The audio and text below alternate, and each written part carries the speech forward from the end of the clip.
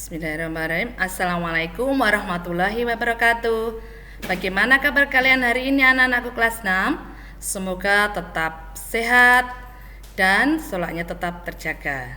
Nah, pada pagi hari ini kita akan belajar bahasa Indonesia dengan materi jenis paragraf sesuai isinya.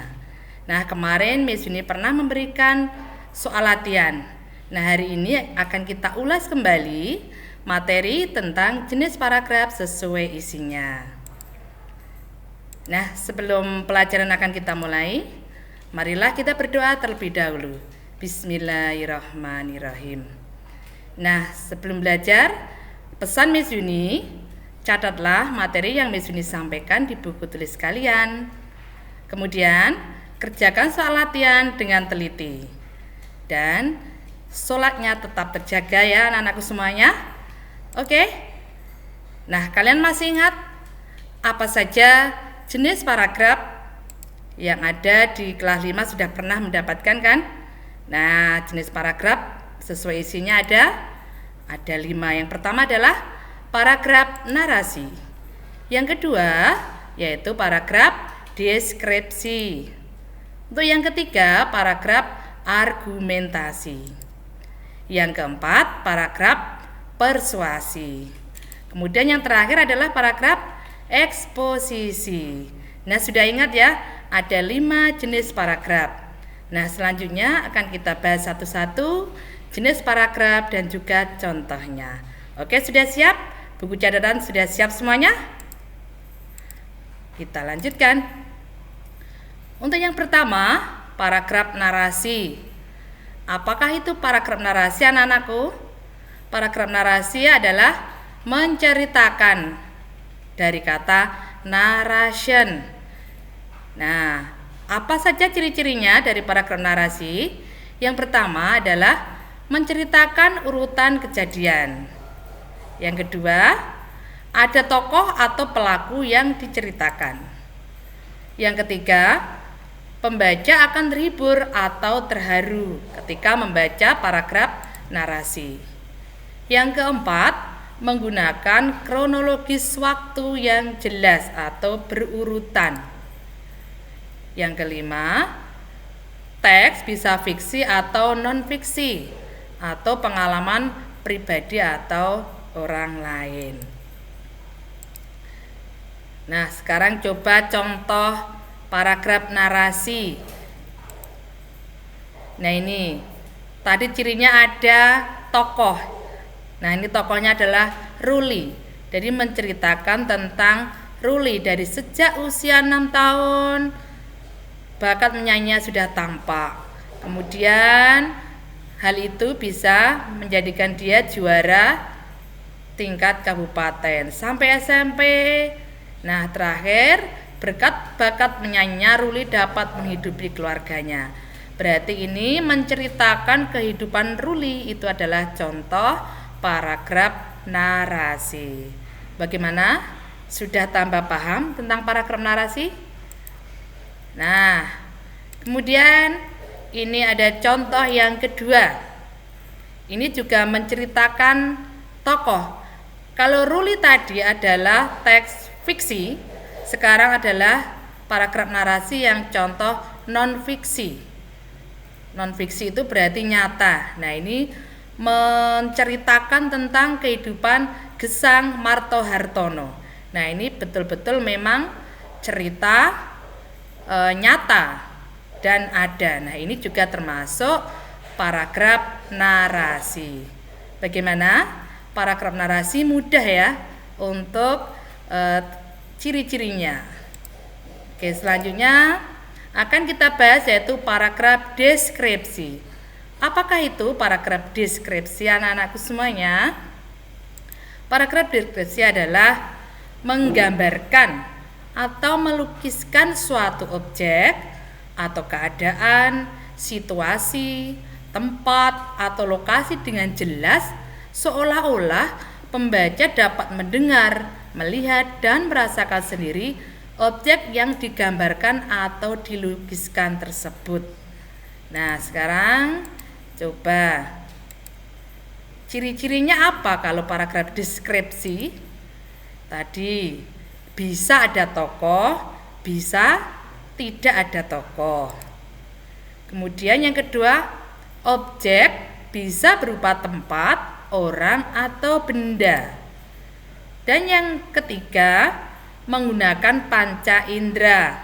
Jadi kata-kata itu dapat dibayangkan walaupun tidak melihat langsung, tapi dari paragraf ketika membaca kalian itu bisa membayangkan misalnya suatu tempat. Nah, bisa membayangkan walaupun kalian belum pernah datang ke sana.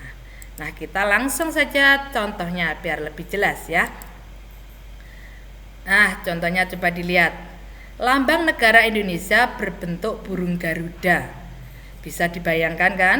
Kepala burung Garuda menoleh ke kanan. Kedua kakinya mencekram pita yang bertuliskan Bhinneka Tunggal Ika. Ia berkalungkan perisai. Perisai tersebut bergambar bintang, rantai, pohon beringin, kepala banteng, padi, dan kapas. Nah, ini bisa dibayangkan, kalian bisa membayangkan dari apa yang diceritakan dalam paragraf deskripsi ini. Nah, contoh yang lain. Nah, ini ada tokohnya. Kalau tadi tidak ada tokohnya, kalau ini ada tokohnya. Tadi yang Miss Yuni sampaikan cirinya bisa ada tokoh, bisa tidak. Nah, pada hari Minggu kemarin Andi naik andong di Malioboro. Ini ada tokohnya siapa? Andi. Tapi di sini bukan kegiatan Andi yang ditekankan, tetapi yang ditekankan adalah tentang andongnya. Jadi ciri-ciri andongnya seperti apa di sini dijelaskan. Lah, inilah contoh paragraf deskripsi. Nah, dari paragraf ini bisa membayangkan andong itu seperti apa. Oke. Nah, itu tadi contoh dari paragraf deskripsi. Tambah paham ya. Nah, kita lanjutkan. Untuk selanjutnya adalah paragraf argumentasi. Namanya argumen, berarti argumen itu adalah pendapat. Nah, apa saja ciri-cirinya? Yang pertama, berupa fakta, bukan fiksi, berarti ini nyata. Terus yang kedua, berusaha meyakinkan orang lain agar percaya. Yang ketiga, disertai alasan atau bukti pendukung. Kemudian yang keempat, berisi pendapat, ide, gagasan, atau argumen yang kuat. Nah, itulah ciri-ciri dari paragraf argumentasi. Untuk lebih jelasnya akan kita lihat contoh paragrafnya. Nah, coba dilihat ini. Kesehatan tergantung pada makanan yang masuk ke dalam tubuh. Jika mengonsumsi makanan sehat, maka kita dapat terhindar dari berbagai penyakit. Seandainya mengonsumsi makanan bergizi seimbang, kita akan sehat. Hal tersebut terjadi karena makanan merupakan sumber tenaga, pembangun, dan pengatur tubuh. Nah, coba kita lihat mengapa paragraf ini disebut paragraf argumentasi. Tadi satu, berusaha mempengaruhi berupa pendapat. Nah, ini apa yang ingin dipengaruhi ini? Ya, tentang mengonsumsi makanan sehat. Apa saja manfaat dari makanan sehat itu disebutkan.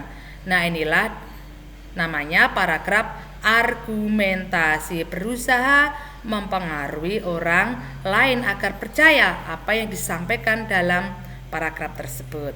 Oke, sudah paham? Kita lanjutkan. Selanjutnya adalah paragraf persuasi. Persuasi artinya adalah ajakan atau bujukan. Nah, kita lihat ciri-cirinya, ciri-ciri dari paragraf persuasi. Yang pertama, biasanya menggunakan kata-kata ajakan atau anjuran. Seperti apa? Ayo, mari, sebaiknya, kemudian bisa bersihkanlah, pakailah lah. Nah, itu namanya kata-kata anjuran atau ajakan. Yang kedua, ini juga sering dipakai dalam kalimat iklan karena membujuk, mengajak. Yang ketiga, berupa fakta, bukan fiksi. Terus yang keempat, berusaha membujuk atau mengajak. Nah, ini mudah untuk menentukan paragraf persuasi berdasarkan ciri-ciri paragraf tersebut. Oke, kita lihat contohnya. Nah, ini paling mudah ya, ada kata marilah, ayolah. Nah, ini sudah terlihat. Ini bisa di awal kalimat, bisa di akhir kalimat. Nah, itulah paragraf persuasi, mengajak, membujuk, itu berarti persuasi. Oke, sudah jelas? Nah, untuk selanjutnya yang terakhir adalah paragraf eksposisi. Nah, ini biasanya banyak yang terkecoh untuk paragraf eksposisi dengan argumentasi. Ya. Nah, paragraf eksposisi itu apa, anak-anak semuanya?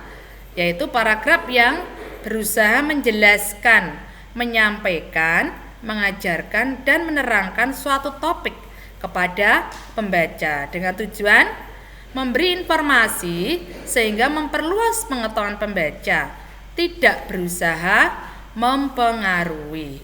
Nah, itulah pengertian dari paragraf eksposisi. Jadi, ketika membaca paragraf itu, kita akan menambah pengetahuan kita, hanya menambah wawasan saja dan tidak berusaha mempengaruhi. Nah, untuk yang selanjutnya kita lihat ciri-ciri paragraf eksposisi. Yang pertama, berupa fakta bukan fiksi. Yang kedua, bersifat menjelaskan atau memaparkan. Yang ketiga, memberikan wawasan atau pengetahuan. Terus yang keempat, tidak berusaha mempengaruhi. Biasanya diakhiri kesimpulan. Kemudian terakhir berisi informasi atau berita. Nah, itulah ciri-ciri dari paragraf eksposisi. Untuk lebih jelasnya coba kita lihat contohnya. Nah, ini tanaman lidah buaya memiliki kandungan nutrisi yang cukup tinggi. Karbohidrat merupakan komponen terbanyak dalam tanaman lidah buaya. Vitamin C, E, dan zinc juga terkandung di dalamnya. Selain itu, lidah buaya juga mengandung zat-zat yang berfungsi sebagai antioksidan. Nah, ini paragraf ini hanya berusaha untuk memberikan informasi kepada kita tentang kandungan dari tanaman lidah buaya, tidak berusaha mempengaruhi orang lain. Nah, itulah dari contoh paragraf eksposisi. Nah, anak-anakku semuanya, dari 5 paragraf tersebut sudah paham semuanya? Catatan semua sudah lengkap? Ya, kalau catatan lengkap, nanti kalau kalian ada soal lupa, nanti bisa dibaca lagi, diulangi lagi. Nah, itulah cara belajar, mengulangi lagi agar lebih paham. Oke, anak-anakku semuanya, nanti Miss Yuni akan memberikan soal latihan untuk mengetahui penguasaan tentang materi paragraf. Oke, terima kasih anak-anakku semuanya. Tetap semangat dan jaga kesehatan di rumah. Terima kasih. Wassalamualaikum warahmatullahi wabarakatuh.